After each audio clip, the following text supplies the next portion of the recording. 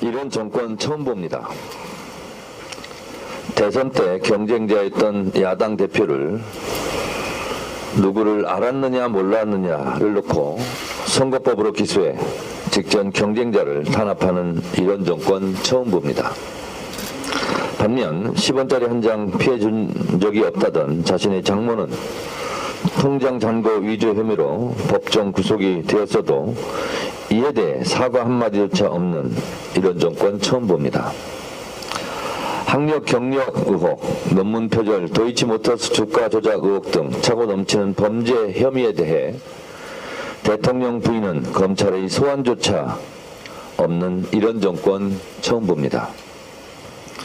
직전 대선 경쟁자였던 야당 대표는 걸핏하면 검찰 소환을 합니다. 한 번도 아니고 두 번, 세 번, 네 번, 다섯 번째까지 부르고 언제까지 부를지 그 끝을 모르겠습니다. 대선 때 선거는 패밀리 비즈니스, 가족 사업이라고 했던 사람이 대통령이 되었습니다.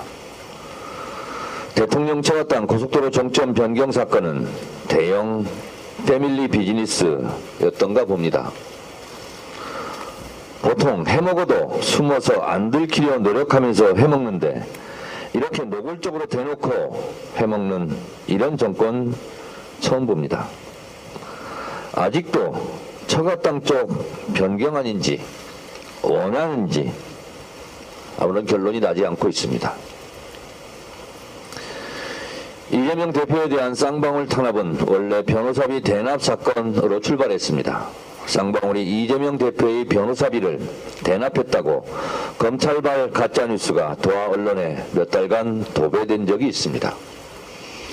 사연인즉 이재명 대표도 아니고 이재명 대표의 변호사도 아니고 이재명 대표의 변호사의 지인의 변호사의 로펌 이 기업 인수 합병 비용이었다는 거 아닙니까? 변호사비 대납 사건은 거대한 가짜 뉴스로 판명되었지만 이를 보도한 언론도 언론에 흘린 검찰도 사과 한마디 없습니다. 이런 정권 처음 봅니다. 이재명 대표 단식 12일 차입니다. 오늘 공식 회의에도 못 나오셨습니다.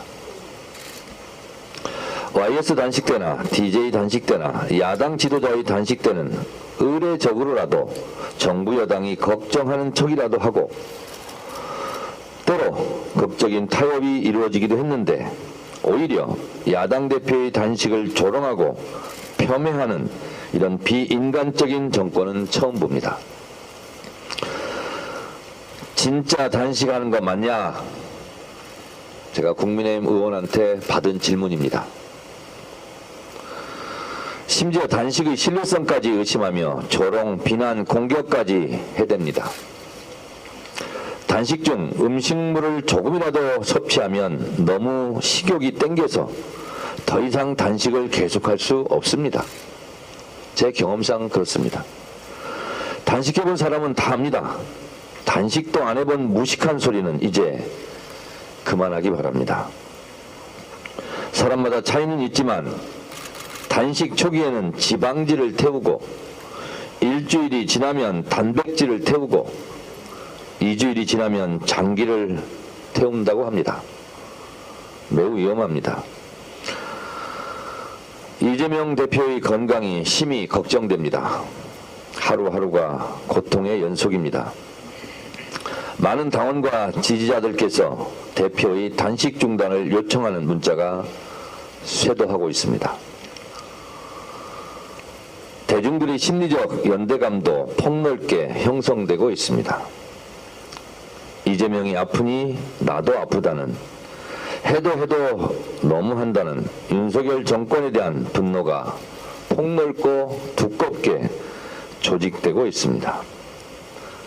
반면에 민주당 국회의원들 지금 뭐하고 있냐? 너무 평온하고 한가한 것 아니냐는 원망이 많은 것도 사실입니다.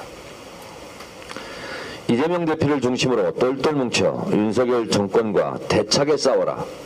이것이 민주당 지지자들의 공통 분모가 아닌가 싶습니다.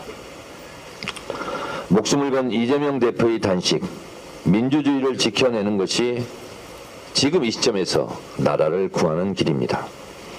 이재명 대표를 지켜내는 것이 지금 당장 민주당의 길입니다. 이재명 대표를 지키고 민주당이 똘똘 뭉쳐서 윤석열 정권의 폭주를 막는 것, 그것이 국민에 대한 도리입니다.